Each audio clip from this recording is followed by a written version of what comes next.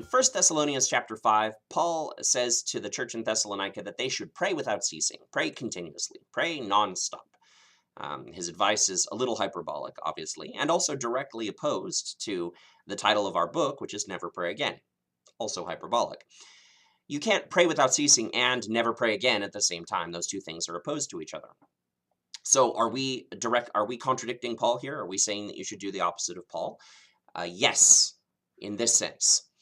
Paul advises that you should pray without ceasing. And if prayer is understood the way that it is most popularly represented in our culture as basically words said either aloud or internally to a divine entity, a transcendent God out there who's presumably listening in and responding to your prayer in some way, or not responding as God chooses and seems to do most of the time, then that kind of prayer is not only impossible to do ceaselessly, but would be undesirable to even attempt to do ceaselessly. It would consume all of your time. You wouldn't have time for eating or sleeping or spending time with friends or working or doing anything that makes life worth living.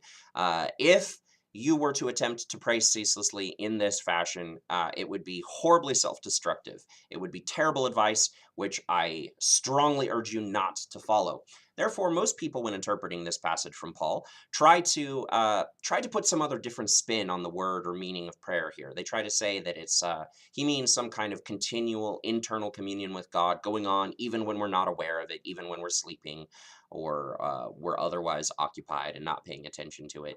In which case, it's indistinguishable from not having that internal communion with God. It's just sort of continually going on, whether you even know it or not. And so I don't find that reading particularly persuasive. Or they want to interpret prayer here as some form of lived action, as in prayer meaning doing nice things for other people, also doing everything else that you ever do that wouldn't normally be considered prayer, but those things are considered prayer in this case because Paul is here talking about prayer in that way. And if that's the case, then it's indistinguishable from advice to go on living your life as normal, as exactly as you already are doing it, and just calling all of the things that you're normally doing prayer anyway.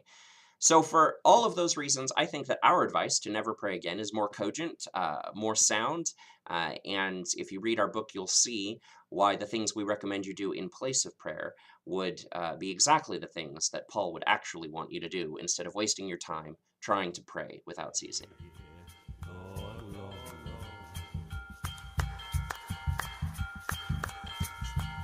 Oh, Steve.